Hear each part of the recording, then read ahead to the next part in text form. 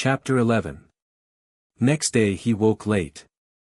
Recalling his recent impressions, the first thought that came into his mind was that today he had to be presented to the Emperor Francis. He remembered the Minister of War, the polite Austrian adjutant, Bilibin, and last night's conversation.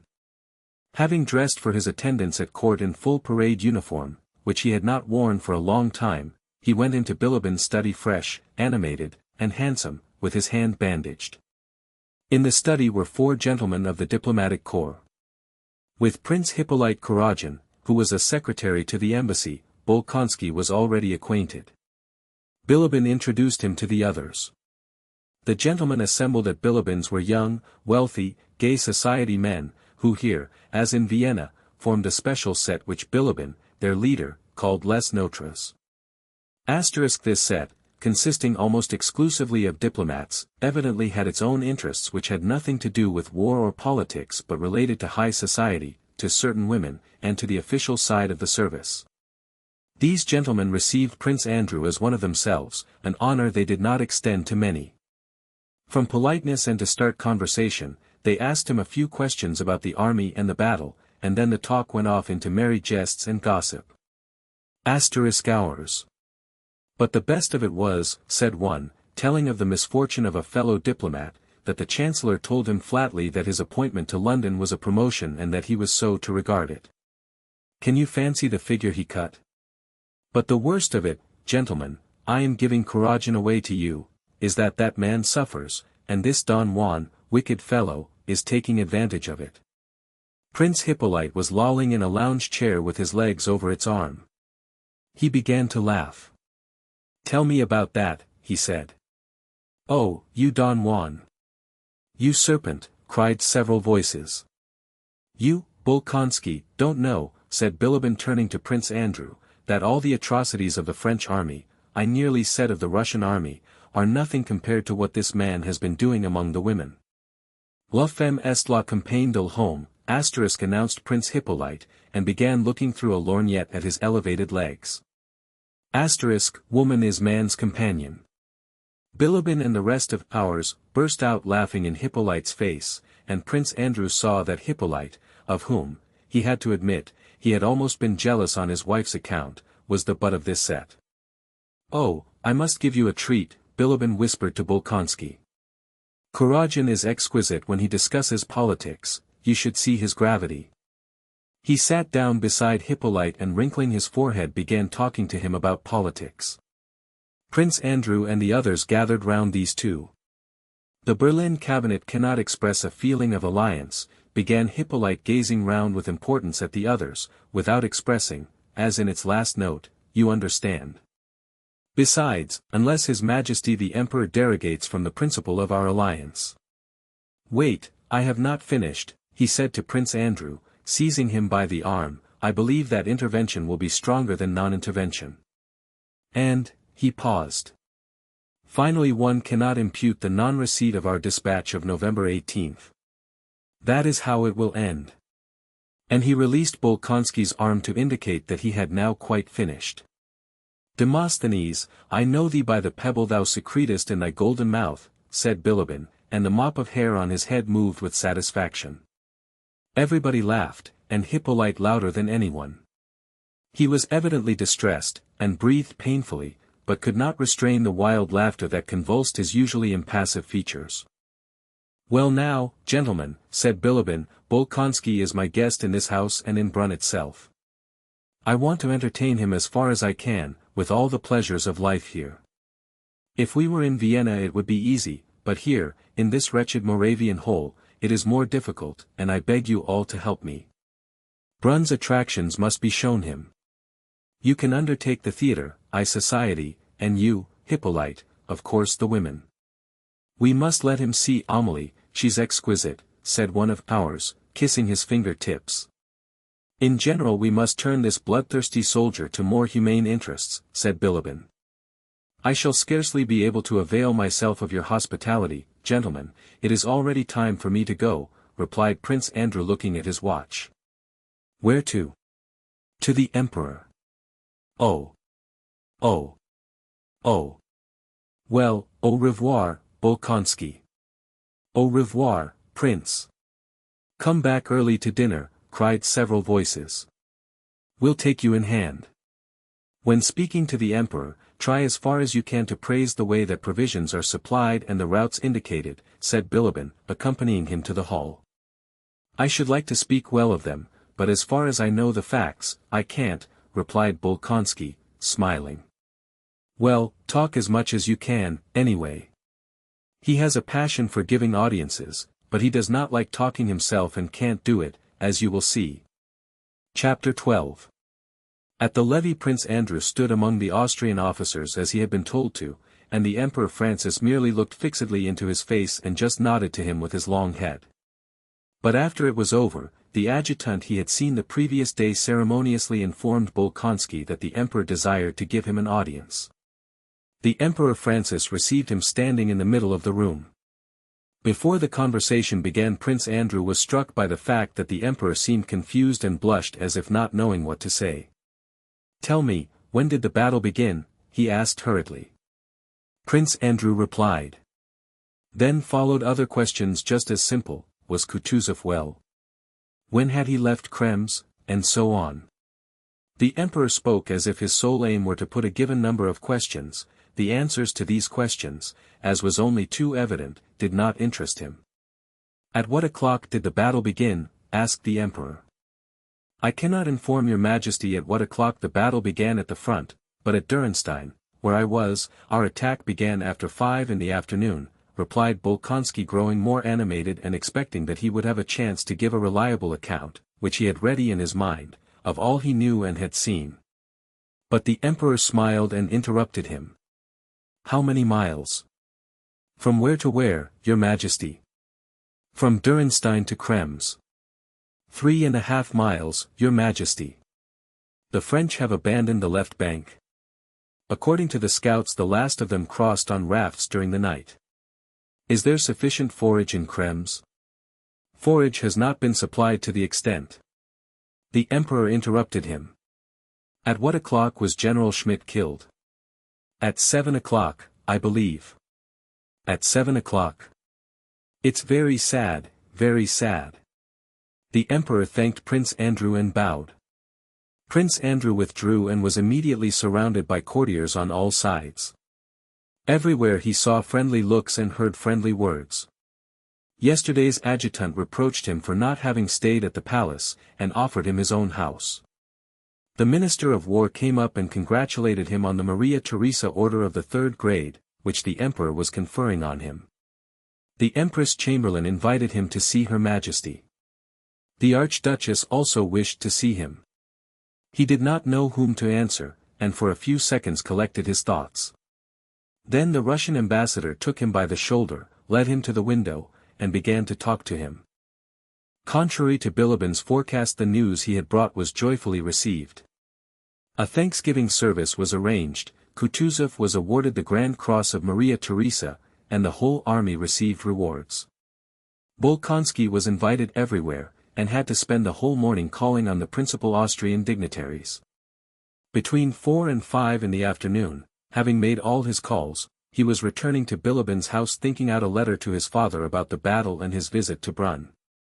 At the door he found a vehicle half full of luggage. Franz, Bilibin's man, was dragging a portmanteau with some difficulty out of the front door. Before returning to Bilibin's, Prince Andrew had gone to a bookshop to provide himself with some books for the campaign, and had spent some time in the shop. What is it? He asked.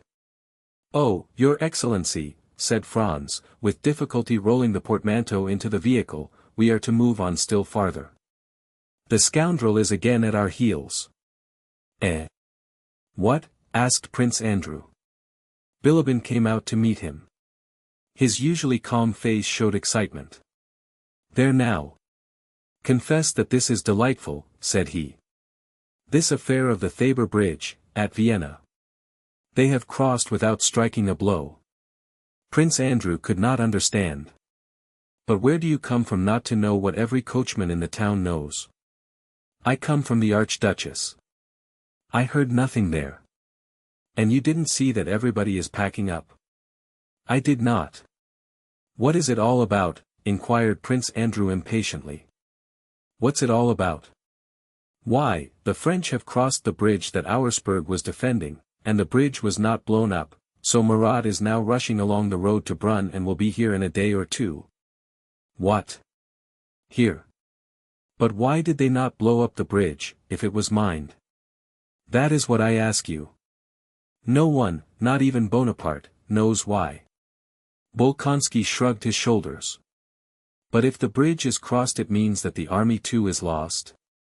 It will be cut off, said he. That's just it, answered Bilibin. Listen. The French entered Vienna as I told you. Very well. Next day, which was yesterday, those gentlemen, Messrs. Les Maréchaux, Murat, Lons, and Belliard, mount and ride to the bridge. Observe that all three are Gascons. Gentlemen, says one of them, you know the Thabor Bridge is mined and doubly mined, and that there are menacing fortifications at its head, and an army of 15,000 men has been ordered to blow up the bridge and not let us cross.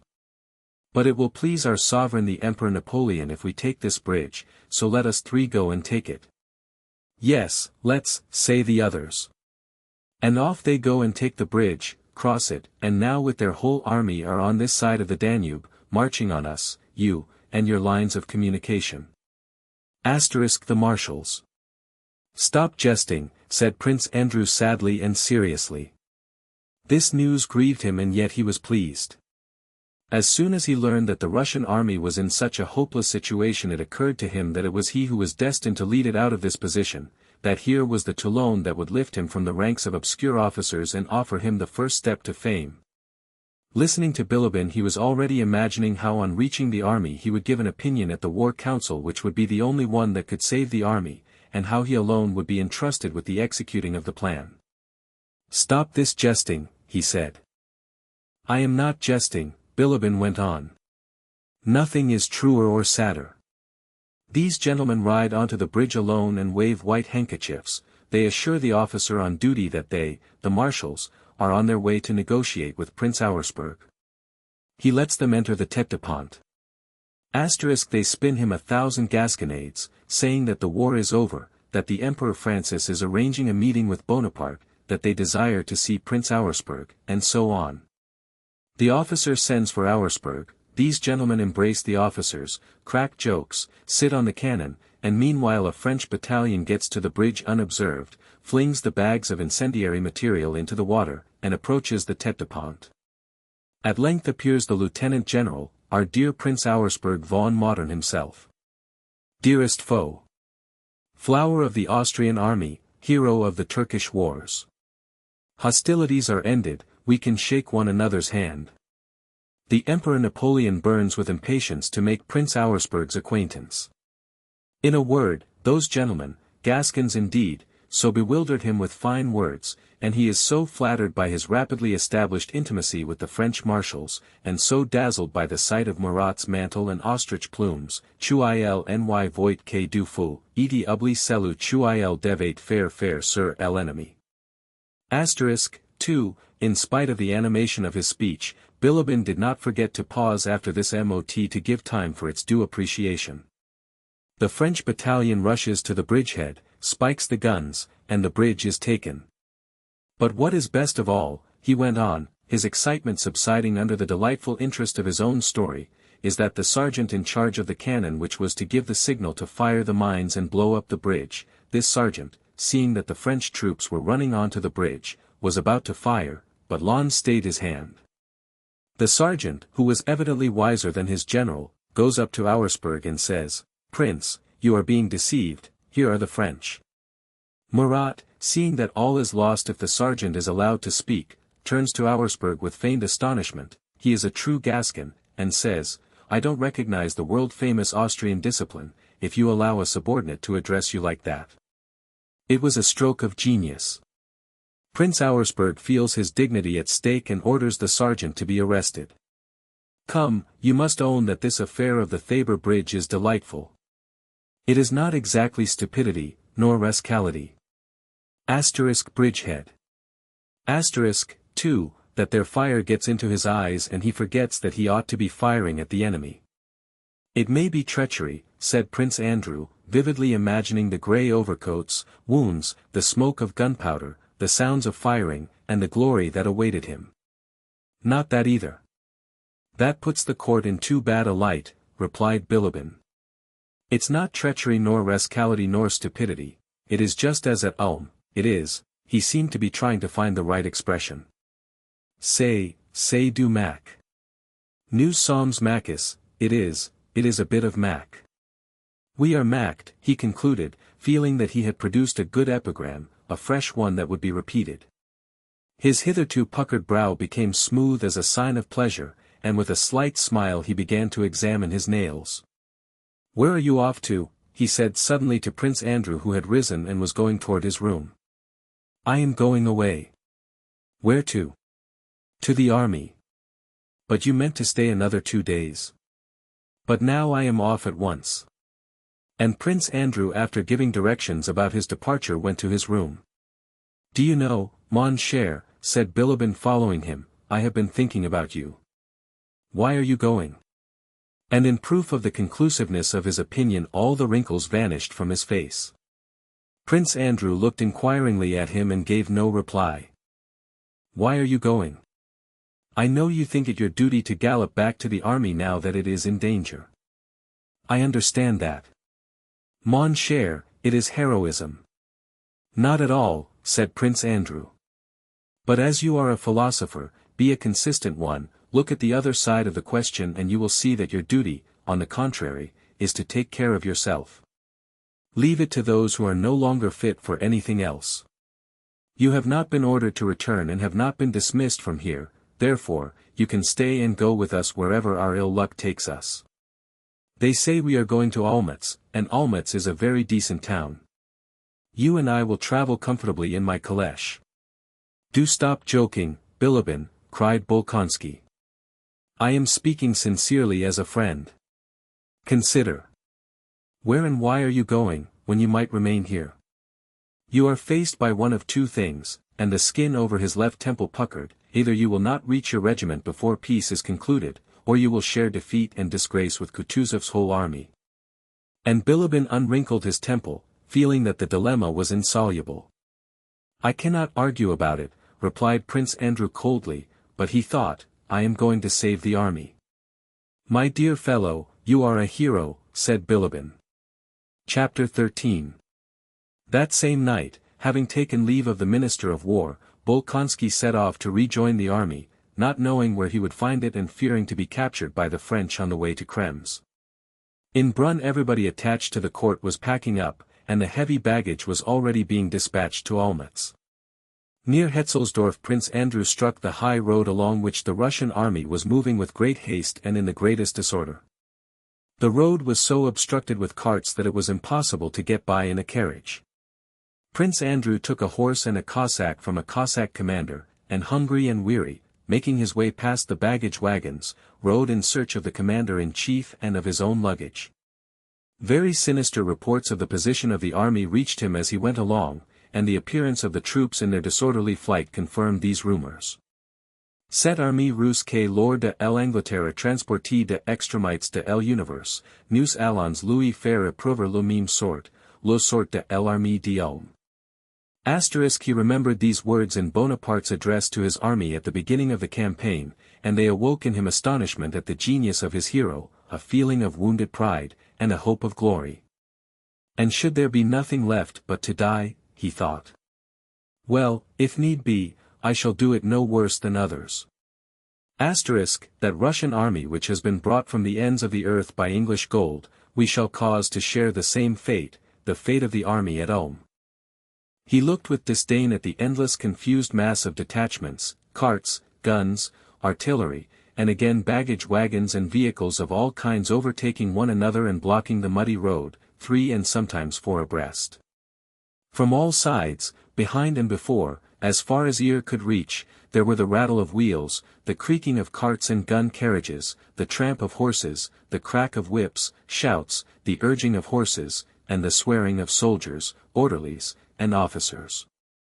All along the sides of the road fallen horses were to be seen, some flayed, some not, and broken down carts beside which solitary soldiers sat waiting for something, and again soldiers straggling from their companies, crowds of whom set off to the neighboring villages, or returned from them dragging sheep, fowls, hay, and bulging sacks. At each ascent or descent of the road the crowds were yet denser and the din of shouting more incessant. Soldiers floundering knee-deep in mud pushed the guns and wagons themselves. Whips cracked, hoofs slipped, traces broke, and lungs were strained with shouting. The officers directing the march rode backward and forward between the carts. Their voices were but feebly heard amid the uproar, and one saw by their faces that they despaired of the possibility of checking this disorder. "Here is our dear Orthodox Russian army," thought Bolkonsky, recalling Bilibin's words.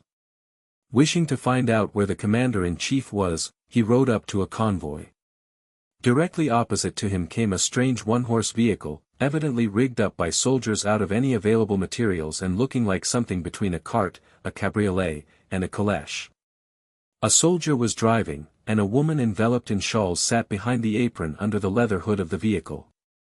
Prince Andrew rode up and was just putting his question to a soldier when his attention was diverted by the desperate shrieks of the woman in the vehicle. An officer in charge of transport was beating the soldier who was driving the woman's vehicle for trying to get ahead of others, and the strokes of his whip fell on the apron of the equipage. The woman screamed piercingly. Seeing Prince Andrew, she leaned out from behind the apron and, waving her thin arms from under the woolen shawl, cried, "Mr. Aide-de-camp! Mr. Aide-de-camp! For heaven's sake! Protect me! What will become of us? I am the wife of the doctor of the 7th Chasseurs.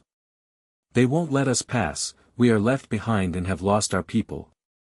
I'll flatten you into a pancake," shouted the angry officer to the soldier. "Turn back with your slut. Mr. Aide-de-camp.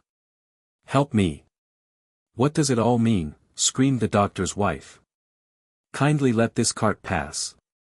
"Don't you see it's a woman?" said Prince Andrew riding up to the officer.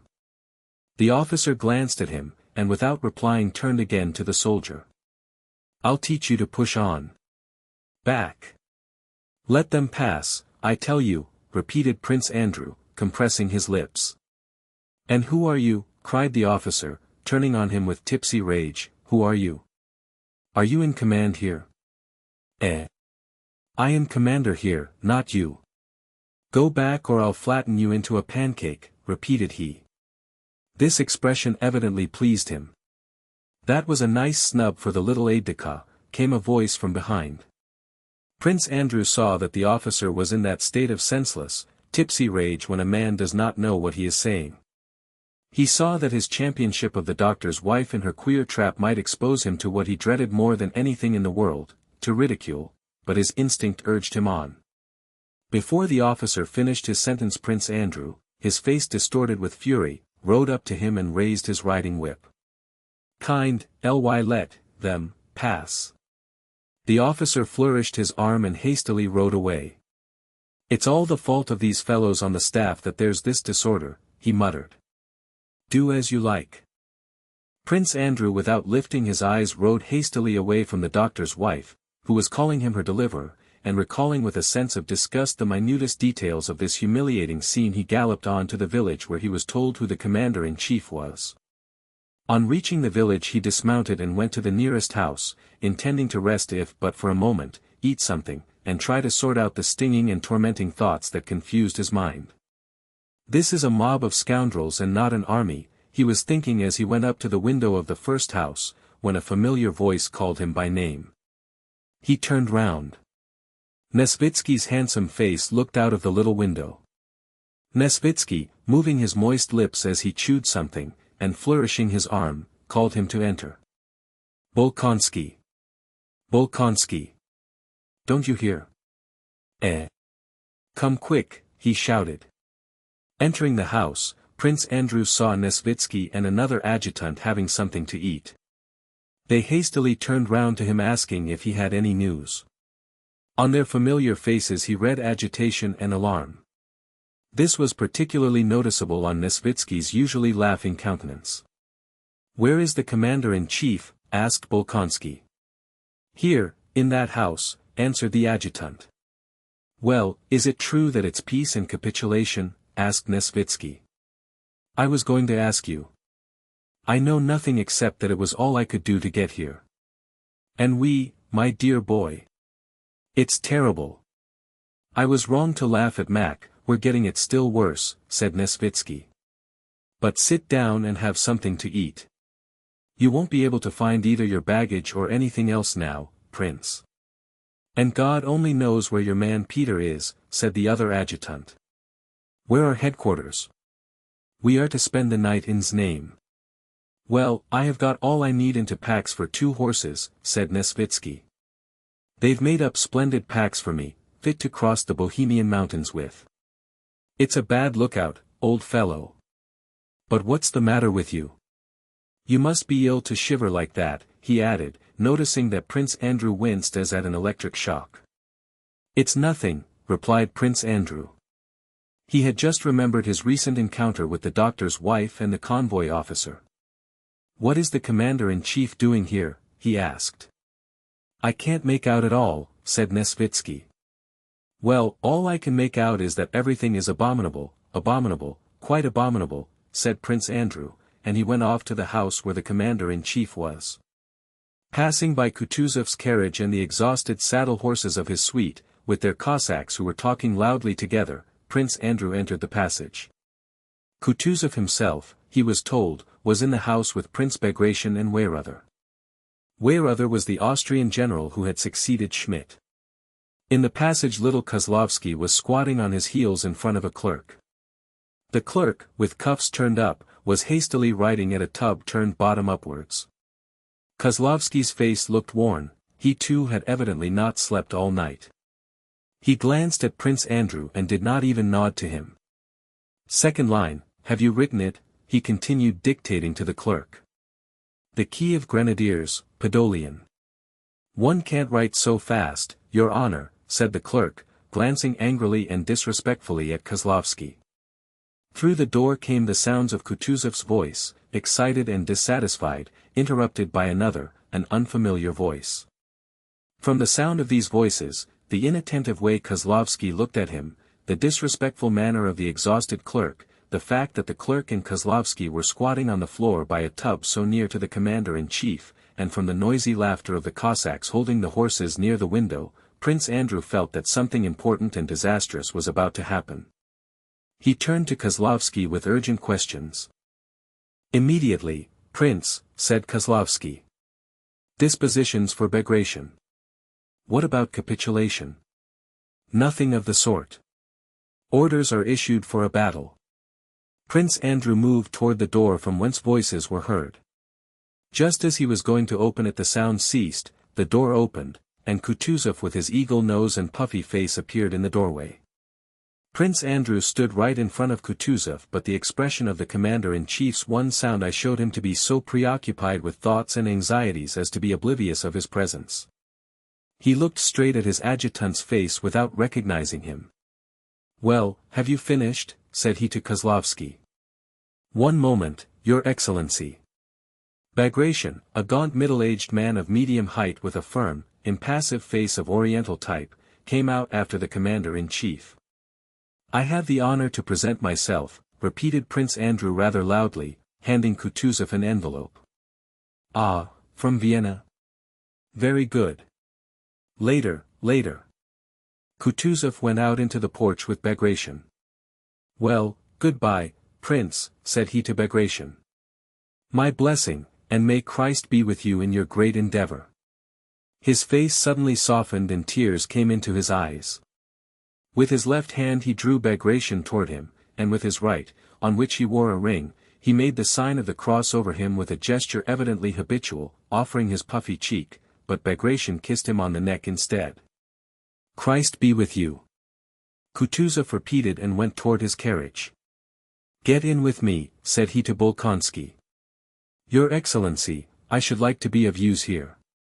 Allow me to remain with Prince Bagration's detachment. Get in, said Kutuzov, and noticing that Bolkonsky still delayed, he added, I need good officers myself, need them myself. They got into the carriage and drove for a few minutes in silence. There is still much before us, he said, as if with an old man's penetration he understood all that was passing in Bolkonsky's mind. If a 10th part of his detachment returns I shall thank God, he added as if speaking to himself. Prince Andrew glanced at Kutuzov's face only a foot distant from him and involuntarily noticed the carefully washed seams of the scar near his temple, where an Ismail bullet had pierced his skull, and the empty eye socket. Yes, he has a right to speak so calmly of those men's death, thought Bolkonsky. That is why I beg to be sent to that detachment, he said. Kutuzov did not reply. He seemed to have forgotten what he had been saying, and sat plunged in thought. 5 minutes later, gently swaying on the soft springs of the carriage, he turned to Prince Andrew. There was not a trace of agitation on his face. With delicate irony he questioned Prince Andrew about the details of his interview with the Emperor, about the remarks he had heard at court concerning the Krems affair, and about some ladies they both knew.